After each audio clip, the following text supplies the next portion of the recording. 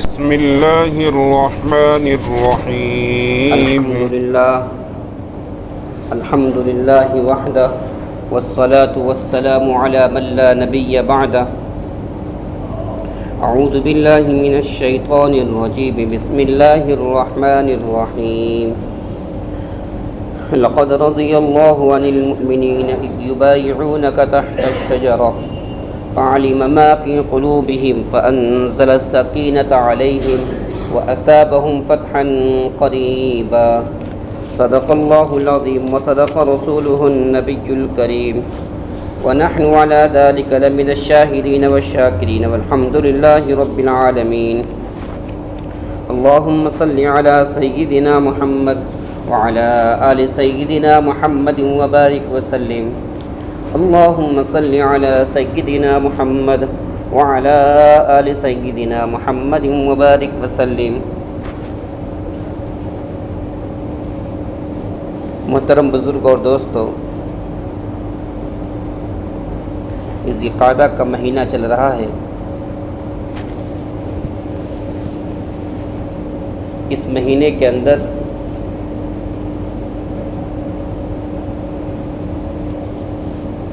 جناب محمد رسول اللہ صلی اللہ علیہ وسلم نے ایک خواب دیکھا تھا. خواب یہ دیکھا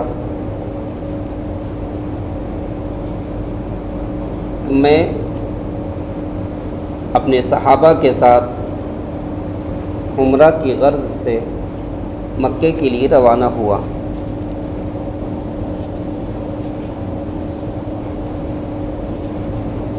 بعض صحابہ نے حلق کروا دیا، بعض نے بال کو کتروا لیا. خیر، جب آپ صلی اللہ علیہ وسلم نے اپنے خواب کا تذکرہ صحابہ کے سامنے کیا تو تمام کے تمام صحابہ کے دل کے اندر عمرہ کا شوق ابھرنے لگا. صحابہ کرام رضوان اللہ علیہم اجمعین مکہ چھوڑ کر مدینہ کی طرف ہجرت کر گئے تھے. کافی ایام گزر چکے تھے اپنے وطن عزیز کو چھوڑے ہوئے. جیسے ہی آپ صلی اللہ علیہ وسلم نے خواب کا اظہار کیا، ہر صحابی کے دل کے اندر اپنے گاؤں کی، اپنے وطن کی محبت جوش مارنے لگی. جیسے انسان سفر کر کے کسی دوسری جگہ چلا جاتا ہے، جب اپنے مقام پر، اپنے گھر پر جیسے جیسے اس کا گھر نزدیک آتا ہے یا جانے کی تاریخ نزدیک آتی ہے، انسان کی خوشی کے اندر اضافہ ہوتا رہتا ہے. جب صحابہ کے جوش اور خروش کو آپ صلی اللہ علیہ وسلم نے دیکھا، آپ صلی اللہ علیہ وسلم نے عمرہ کرنے کا ارادہ فرما لیا.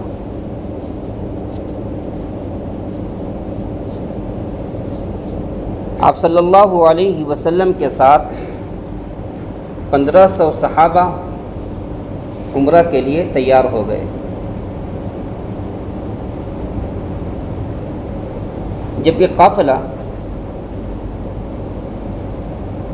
حدیبیہ کے مقام پر پہنچتا ہے، اس زمانے کے اندر ہوائی جہاز کی سواری نہیں ہوا کرتی تھی. اونٹ کے اوپر، گھوڑوں کے اوپر انسان سوار ہو کر جایا کرتا تھا. تو حدیبیہ کے مقام پر آپ صلی اللہ علیہ وسلم کی اونٹنی بیٹھ گئی. صحابہ کرام نے اونٹ کو اٹھانے کی کوشش کی، لیکن اونٹ اٹھنے کو تیار نہیں.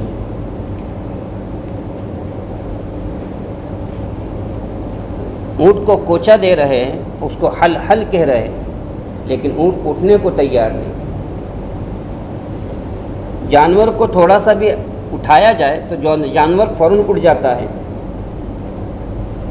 صحابہ کی تگ و دو کے بعد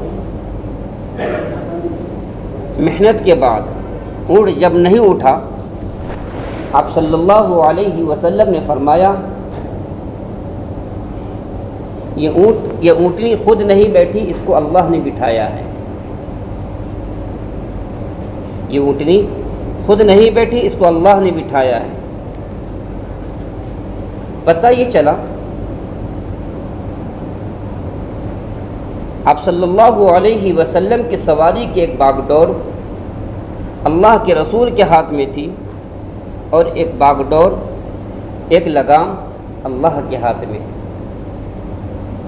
اللہ نے جب اونٹنی کو چلنے کے لیے کہا، اونٹ چلنا شروع ہو گیا۔ اونٹنی کو جب رکنے کے لیے کہا، اونٹ رک گیا۔ جب آپ صلی اللہ علیہ وسلم کو دائے حلیمہ دودھ پلانے کے لیے اونٹ پر سوار کرتی ہیں، وہ اونٹ جس کو چلنا نہیں آتا تھا، جو کمزور تھا، نحیف تھا، آپ صلی اللہ علیہ وسلم کے اوپر بیٹھتے ہی وہ اونٹ تیز رو سواری بن گیا، حتیٰ کہ حلیمہ سعدیہ رضی اللہ تعالی عنہا کی سہیلیاں کئی میل دور جا چکی تھیں۔ حلیمہ سعدیہ کے اونٹ نے ان تمام کو پیچھے کر دیا۔ ایک لگام آپ صلی اللہ علیہ وسلم کے ہاتھ میں اور ایک لگام اللہ کے ہاتھ میں ہوا۔ پھر آپ صلی اللہ علیہ وسلم نے اپنے صحابہ سے فرمایا، یہ اونٹ خود نہیں بیٹھا بلکہ اللہ کے حکم سے بٹھایا گیا ہے۔ پھر آپ نے فرمایا، اگر قریش مکہ شعائر اللہ پر، اللہ کے احکام پر مجھ سے اگر کوئی بات چیت کریں گے، میں انشاءاللہ ضرور ان سے بات چیت کروں گا، میں ان سے ضرور بات چیت کروں گا۔ اور پھر آپ صلی اللہ علیہ وسلم نے اونٹنی کو کوچا دیا، وہ اونٹنی کھڑی ہو گئی۔ آپ صلی اللہ علیہ وسلم اونٹنی پر بیٹھے۔ اونٹنی کچھ دور جا کر آپ صلی اللہ علیہ وسلم نے حدیبیہ کے ایک مقام پر، جہاں پر پانی کا ایک کنواں تھا، وہاں پر پڑاؤ ڈال دیا۔ جیسے سفر میں انسان جب جاتا ہے، اپنی گاڑی سے بھی جاتا ہے تو آرام کرنے کے لیے آرام کی غرض سے کہیں پر پڑاؤ ڈال دیتا ہے۔ آپ صلی اللہ علیہ وسلم نے جب پڑاؤ ڈالا، وہاں پر ٹھہرے۔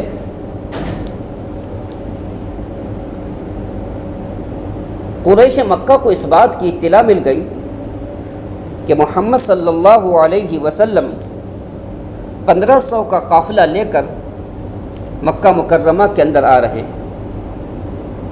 دیکھیے، اس زمانے کے قریش کو بھی، قریش مکہ کو، اس زمانے کے کفار کو بھی آپ صلی اللہ علیہ وسلم کی ذات سے دشمنی تھی۔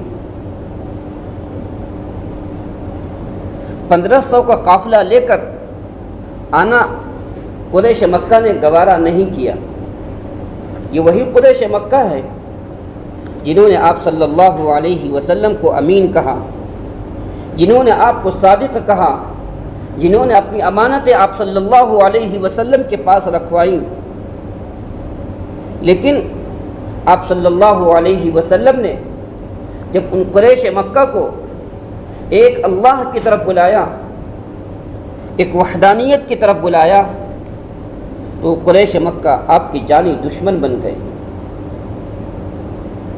ایک مرتبہ قریش مکہ کے چند افراد آپ صلی اللہ علیہ وسلم کے چچا ابو طالب کے پاس گئے، اور ابو طالب کے پاس جانے کے بعد کہا کہ تمہارا بھتیجا ہمیں گالیاں دیتا ہے، تم اپنے بھتیجے کو سمجھاؤ۔ آپ صلی اللہ علیہ وسلم نے ابو طالب کو بلوایا، ابو طالب نے آپ صلی اللہ علیہ وسلم کو اپنے پاس بلوایا، قریش مکہ کا بھی وفد بیٹھا ہوا تھا. آپ نے ابو طالب نے آپ صلی اللہ علیہ وسلم سے پوچھا تم ان کو گالی کیوں دیتے ہو؟ اللہ کے رسول صلی اللہ علیہ وسلم نے فرمایا ابو طالب اے میرے چچا جان، آپ نے کبھی میرے منہ سے کوئی گالی سنی ہے؟ کبھی کوئی غلط بیانی سنی ہے؟ کبھی کسی کو میں نے مارا ہے؟ کبھی میں نے کسی پر ظلم کیا ہے؟ میرے اللہ نے مجھے نبی بنا کر بھیجا ہے، میں لوگوں کے واسطے مسیحا بن کر آیا ہوں، میں لوگوں کی ہمدردی چاہتا ہوں، لوگوں کے ساتھ بھلائی چاہتا ہوں، لوگوں کے ساتھ خیرخواہی کا معاملہ چاہتا ہوں، لیکن یہی لوگ مجھے مکے کے اندر کیا کرتے ہیں؟ مجھے مکے کی چوراہوں پر انہوں نے مارا، خانہ کعبہ کے اندر جب میں اللہ کی عبادت کرتا تھا انہوں نے میرے بدن کے اوپر اونٹ کی اوجھڑیاں ڈال دیں، انہوں نے میرا راستے کے اندر کانٹے بچھا دیے، میں نے ان کو کبھی گالی نہیں دیا، میں نے ان کو کبھی برا بھلا نہیں کہا. ابو طالب جو مکہ کے سردار تھے،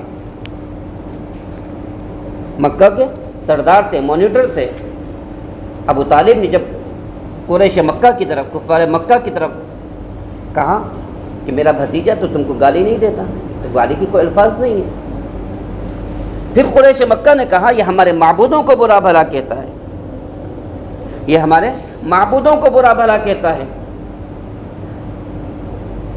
آپ صلی اللہ علیہ وسلم نے فرمایا ہاں اللہ نے مجھے وحدانیت کا پیغام لے کر بھیجا ہے، اللہ نے مجھے نبی بنا کر بھیجا ہے. وما ارسلناک الا کافۃ للناس بشیرا ونذیرا، میں پوری دنیا کے انسانیت کے لیے بشیر اور نذیر یعنی خوشخبری دینے والا، بشارت دینے والا اور ڈرانے والا بنا کر بھیجا گیا ہوں. اور جب تک میں زندہ رہوں گا میں وحدانیت کا سبق دیتا رہوں گا، ایک اللہ کی طرف بلاتا رہوں گا. ابو طالب نے فرمایا اے میرے چچا جان، اے میرے بھتیجے. کیا کہا؟ چچا نے بھتیجے سے فرمایا میں کمزور ہو چکا ہوں، میں اب دوسروں کے جھگڑے کو برداشت نہیں کر سکتا، میرے اعضاء اور جوارح کام دے چکے ہیں، میں اب کسی سے لڑائی مول نہیں لے سکتا. جب تک میرا سہارا تھا تم کھلم کھلا اللہ کی وحدانیت کی طرف بلا رہے تھے، لیکن اب میں برداشت نہیں کر سکتا. آپ صلی اللہ علیہ وسلم نے ابو طالب کو جواب دیا اے چچا جان، مجھے آپ کے سہارے کی ضرورت نہیں ہے، مجھے آپ کے ہیلپ کی ضرورت نہیں ہے، میرا اللہ میرا مدد کرنے والا ہے، اور اللہ میری ہر چہار جانب سے میری حفاظت کرنے والا ہے، اور میں کھلم کھلا اسلام کی دعوت دیتا رہوں گا، میں کھلا کھلا توحید کی دعوت دیتا رہوں گا. پتہ چلا جناب محمد رسول اللہ صلی اللہ علیہ وسلم نے چچا کے سہارا کا بھی انکار کر دیا. دوستو اس زمانے کے اندر بھی قریش مکہ اللہ کے رسول کے دشمن تھے، آپ کے جانی دشمن تھے، آپ کو ہر طرف سے تکلیف پہنچانا چاہتے تھے، لیکن اللہ تبارک و تعالیٰ جس کی حفاظت کرنے پر آئے، اللہ تبارک و تعالیٰ جس کی حفاظت کرنے پر آئے، پوری دنیا مل کر متحد ہو جائے کہ ہم اس کو نقصان پہنچائیں گے، اللہ نقصان نہ پہنچانا چاہے اس کو کوئی نقصان نہیں پہنچا سکتا. جیسا آپ نے دیکھا ہوگا ابھی چند دنوں سے ایک ملعون نے اللہ کے رسول صلی اللہ علیہ وسلم کی شان کے اندر اول فول بکنا شروع کر دی.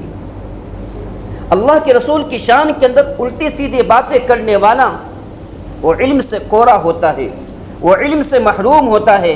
چند ویڈیو دیکھنے کے بعد، اسلام کی چند ویڈیو دیکھنے کے بعد وہ اس نتیجے پر پہنچ جاتا ہے، وہ اللہ کے رسول کو برا بھلا کہنا شروع کر دیتا ہے. اگر کوئی بھی غیر مسلم تاریخ اٹھا کر دیکھیے، جس نے بھی اسلام کا مطالعہ کیا، جس نے بھی اللہ کے رسول صلی اللہ علیہ وسلم کی ہسٹری کو پڑھا ہے، جس نے بھی آپ صلی اللہ علیہ وسلم کی سیرت کو پڑھا ہے، وہ کلمہ پڑھ کر مسلمان ہو گیا ہے.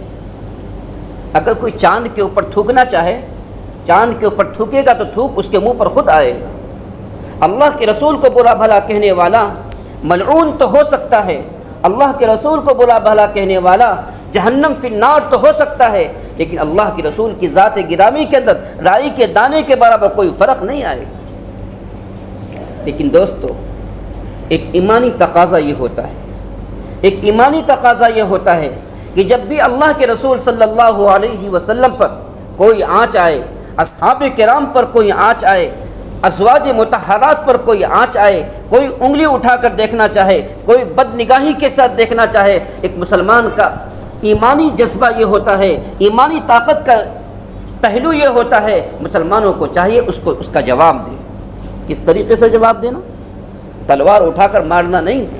ہمارے رسول نے تلوار اٹھانے کا حکم نہیں دیا، ہمارے رسول نے پیار اور محبت کے ساتھ سبق کا درس دیا ہے، ہمارے رسول نے اخلاق کا سبق سکھایا ہے، لیکن اس کو جواب دینا ضروری ہے۔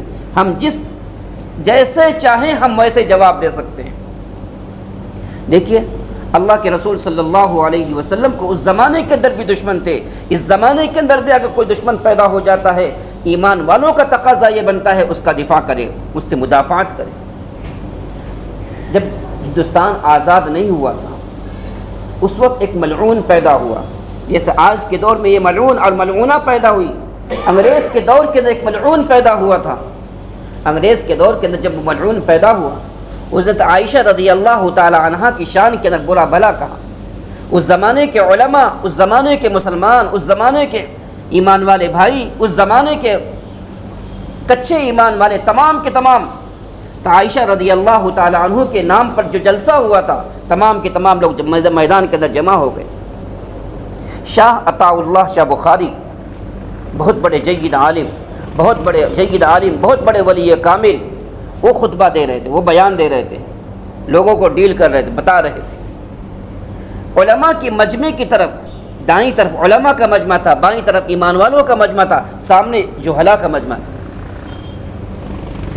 علماء کی مجمع کی طرف مخاطب ہو کر کہے، اے میرے علماء آپ سنو، دیکھو عائشہ رضی اللہ تعالی عنہ اپنا دوپٹہ ہلا کر کہہ رہی ہیں، میرے سپوتوں، میرے بیٹوں، میری عزت کے اوپر کیچڑ اچھالنے والا، میری عزت کے اوپر، میری عزت کے ساتھ کھلواڑ کرنے والا، لیکن تم میں سے کوئی جواب نہیں دے رہا ہے۔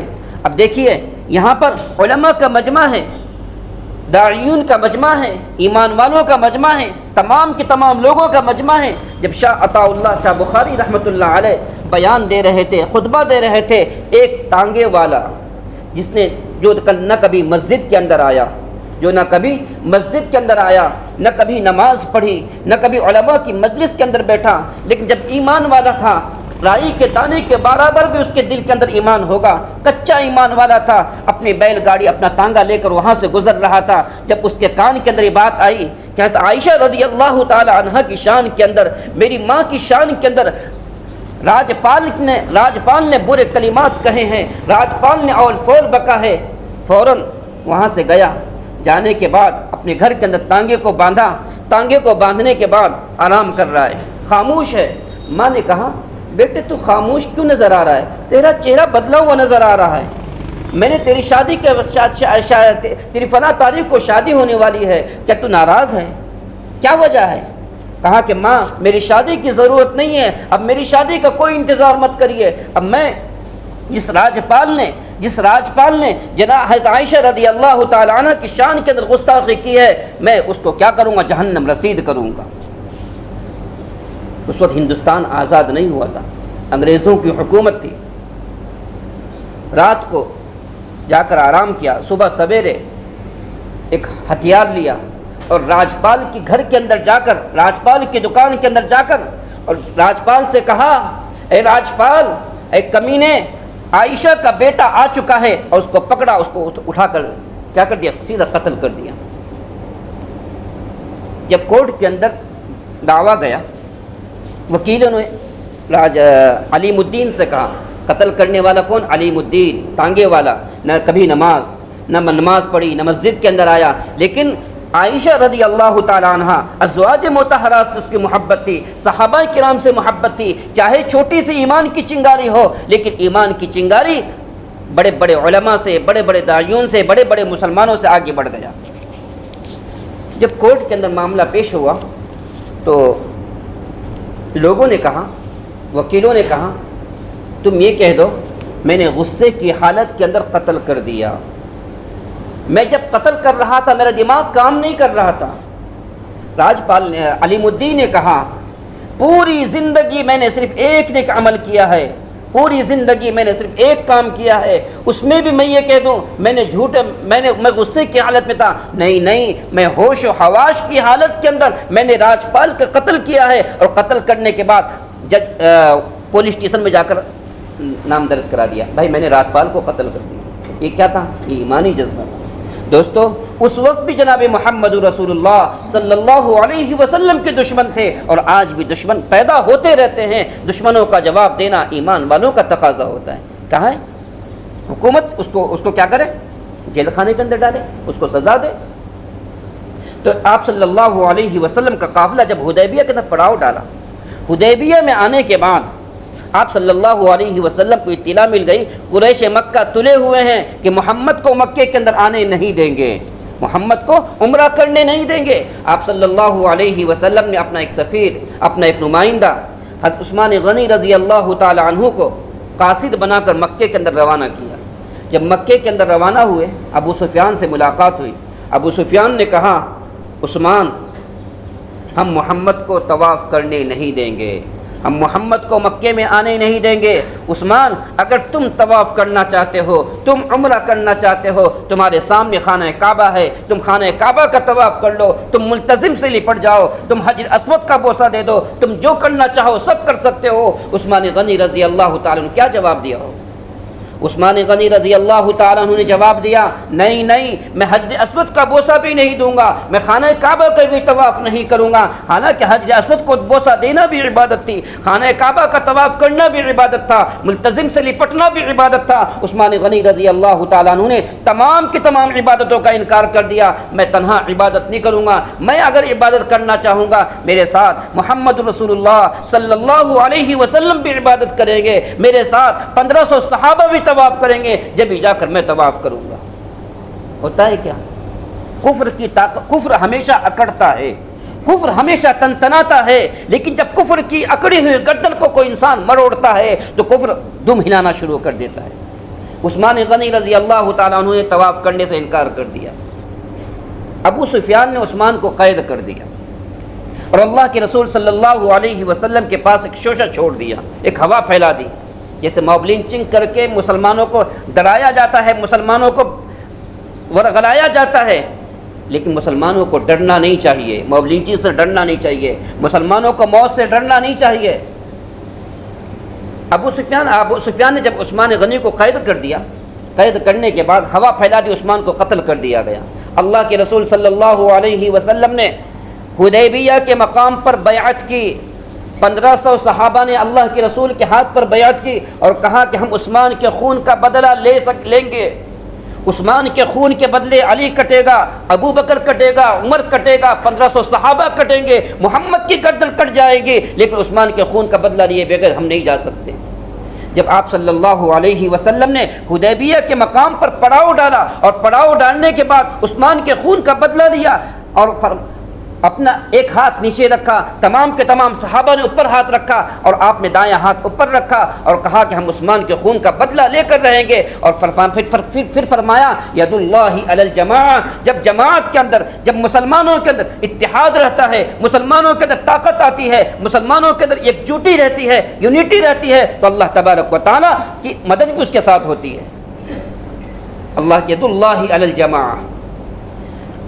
جب قریش مکہ کو پتہ چل گئی کہ محمد صلی اللہ علیہ وسلم مرنے پر تلے ہوئے ہیں، انہوں نے جان کی بازی لگا دی ہے، اب انہوں نے سفیر کو بھیجنا شروع کر دیا، مصالحت کرنا شروع کر دیا، مشورے کرنا شروع کر دیا، بھائی ہم لڑنے کے لیے تیار نہیں، ہم لڑنا نہیں چاہتے، ایسا کریے آپ اس سال کیا کریے، اس سال عمرہ مت کریے، آئندہ سال عمرہ کر لیجئے گا۔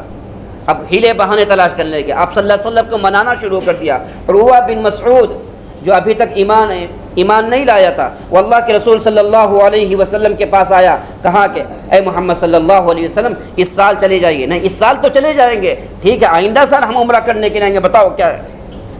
اور بات کرتے کرتے عروہ نے کہا کہ محمد صلی اللہ علیہ وسلم یہ 1500 صحابہ لے کر آئے، جب قریش مکہ آئیں گے تب یہ 1500 صحابہ بھاگ جائیں گے، آپ اکیلے ہو جائیں گے، آپ نہیں لڑ سکتے ان سے، آپ ان کا مقابلہ نہیں کر سکتے۔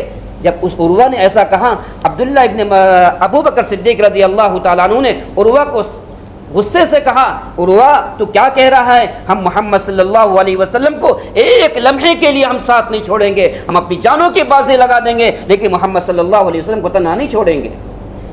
جب عروہ نے دیکھا ابو بکر اور عمر غصے کے اندر ہیں، عروہ نے اپنے ہاتھ کو آپ صلی اللہ علیہ وسلم کی تھوڑی کے اندر لگایا کہ ہم لڑنا نہیں چاہتے ہیں، ہم لڑائی کو پسند نہیں کرتے، اللہ کے رسول ہم بھی لڑنے کے لیے نہ، ہم تو عمرہ کرنے کے لیے آئے ہیں، ہماری تلواریں بھی نہ یام کے اندر ہوگی، تم کہو گے ہم تلواریں بھی چھوڑ دیں گے، ہم تو اللہ کے گھر کا طواف کرنے کے لیے آئے ہوئے ہیں۔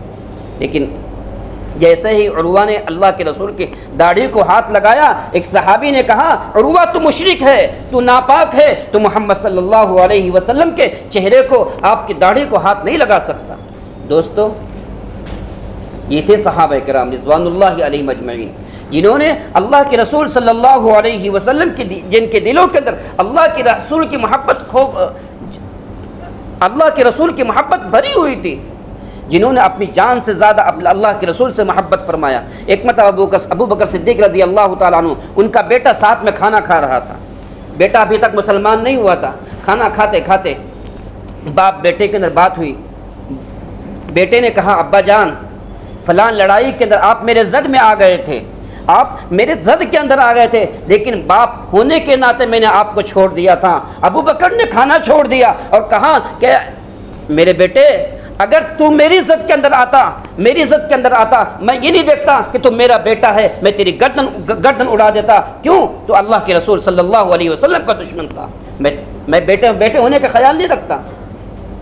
تو یہ دوستو، صحابہ کرام، اللہ کے رسول کی حدیث ہے، لا یؤمن احدکم حتی اکون احب الیہ من والدہ وولدہ والناس اجمعین، ایمان والا اس وقت تک کامل ایمان والا نہیں ہو سکتا جب تک میں اس کے نزدیک، یعنی اللہ کے رسول اس کے نزدیک اپنی اولاد سے، اپنے گھر سے، اپنی جائیداد سے، اپنی تمام کی تمام چیزوں سے سب سے زیادہ محبوب نہ ہو جائے، اس وقت تک ایمان والا پورا ایمان والا نہیں ہوتا۔